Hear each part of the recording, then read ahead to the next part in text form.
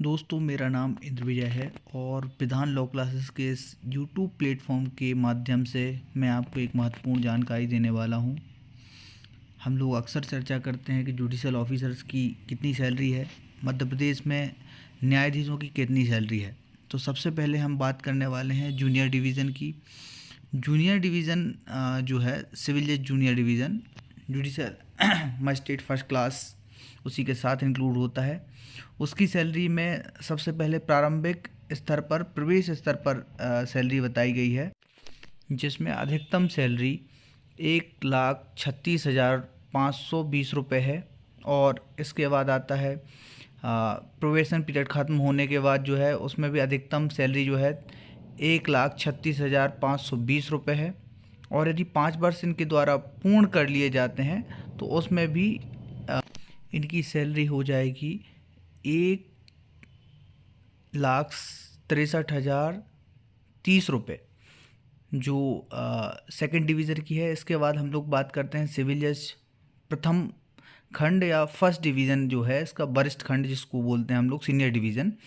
Senior division की जो minimum salary है 1,11,000 रुपये है। और इनकी जब हम अधिकतम की बात करते हैं तो 1,63,030 रुपये से इनकी स्टार्ट होती है, जो यदि ये अपने 5 वर्ष पूर्ण कर लेते हैं या मुख्य न्यायिक मजिस्ट्रेट बन जाते हैं तब इनकी सैलरी 1,80,000 के समथिंग हो जाती है। और वरिष्ठ सिविल न्यायाधीश जो मुख्य न्यायिक मजिस्ट्रेट और अतिरिक्त मुख्य न्यायिक मजिस्ट्रेट भी बन जाते हैं, मतलब ग्रेड 1 के जब ऑफिसर बन जाते हैं इसमें या 5 वर्ष पूर्ण कर लिए जाते हैं तो इनकी सैलरी 1,94,660 रुपये तक पहुंच जाती है। मतलब सीनियर डिवीज़न सिविल जज सीनियर डिवीज़न की अधिकतम सैलरी जो है 1,94,660 रुपये है।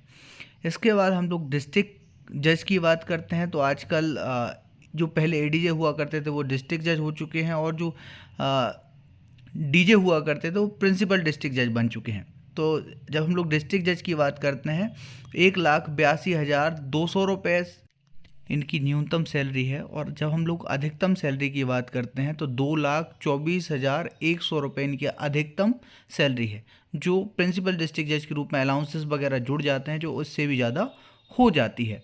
इसके बाद हम लोग बात करेंगे कि सैलरी के साथ साथ कुछ इनको अलाउंस मिलने वाले हैं, कुछ प्रॉफिट्स मिलने वाले हैं जो माननीय सर्वोच्च न्यायालय के निर्णय के अनुसार दिए जाने हैं। और इनका कंप्यूटेशन चालू हो चुका है, जिनमें चाइल्ड एजुकेशन अलाउंस है, जिसमें आप ये मान के चलिएगा कि 9,000 रुपये मिलेंगे। और ये जो है बैक ईयर से मिलेंगे, आपके 2019-20 से ये मिलेंगे और बाद में इनमें कुछ बढ़ा दिया जाएगा। ठीक है। इसके बाद फ्यूल अलाउंसेस है। फ्यूल अलाउंसेस में यदि जो सिटी में रहते हैं उनको 100 लीटर मिलेगा, जिसके पैसे बनते हैं 10,700 रुपये। और जो ग्रामीण एरिया में पदस्थ हैं उनको जो अलाउंस मिलने वाला है वो 75 लीटर पेट्रोल के पैसे मिलेंगे, जो लगभग 8,000 रुपये होंगे। और ये जो पैसे दिए जाने हैं 1/1/2016 से दिए जाने हैं, मतलब पीछे से दिए जाएंगे। और इसके बाद जब हम नेक्स्ट बात करते हैं तो ट्रांसपोर्टेशन अलाउंसेस भी दिया जाने वाला है 10,000 रुपये, जो भी पीछे से दिया जाएगा 1/1/16 से दिया जाएगा। इसके बाद होम अलाउंसेस की बात की गई है, मतलब घर का किराया, तो ये भी लगभग 10,000 रुपये है या 7,500 रुपये है। और आप यदि देखेंगे तो इसमें भी ये चीज़ है कि वैक साइड से दिया जाएगा, और कई बार गवर्नमेंट क्वार्टर जहाँ होते हैं वहाँ ये अलाउंस देने की ज़रूरत है नहीं, इसकी जगह पर गवर्नमेंट क्वार्टर मिल जाते हैं। इसके बाद मेडिकल अलाउंसेस की बात आती है तो जो 3,000 रुपये मिलने वाले हैं। इसके बाद एक और ये अलाउंसेस है 7,800 और 5,800, 3,800 रुपये है। ठीक है, इसमें एडजस्ट होता रहेगा। इसके बाद न्यूज़पेपर अलाउंसेस है, जो डिस्ट्रिक्ट जज के लिए 1,000 रुपये, सीनियर डिवीज़न के लिए 700 रुपये और जूनियर डिवीज़न के लिए भी 700 रुपये ही है। ये अलाउंसेस भी मिलेंगे। और ये भी इसके बाद आता है आपके अलाउंसेस, वही जो पुराना वाला है न्यूज़पेपर। और इसके बाद एचआरए में भी 8%, 16% और 24% है, जो 1/1/2020 से दिया जाने वाला है और इसमें भी ग्रोथ होती रहेगी। ग्रोथ मतलब 9%, 18%, 27% या 10%, 20%, 30% की अलाउंसेस में जो है ग्रोथ होती रहेगी ईयर टू ईयर। इसमें इनका कैलकुलेशन का अपना तरीका है। इसके बाद आपका जो आता है एडमिनिस्ट्रेशन जो अलाउंसेस है, डीजे के लिए 7,000 रुपये, एडीजे के लिए 3,500 रुपये, CGM senior division junior division के लिए 2,000 रुपये है। इसके बाद आता है डीए। डीए एक 2016 से काउंट होगा और ये जो रूल होते हैं, सेंट्रल रूल होते हैं, उसके अकॉर्डिंग ही ये दिया जाएगा। इसके बाद जो है आपका वाटर और बिजली का जो बिल होता है उसमें जितना भी आपका आता है उसका 50% आपको दिया जाएगा और ये भी एक 2016 से ही मिलने वाला है। इसके बाद टेलीफोन, लैंडलाइन और ब्रॉडबैंड सर्विस के नाम पे भी आपको जो है 1,500 रुपये डिस्ट्रिक्ट जज को और सीनियर डिवीज़न और जूनियर डिवीज़न को 1,000 रुपये दिया जाएगा और ये भी 2016 से ही दिया जाएगा।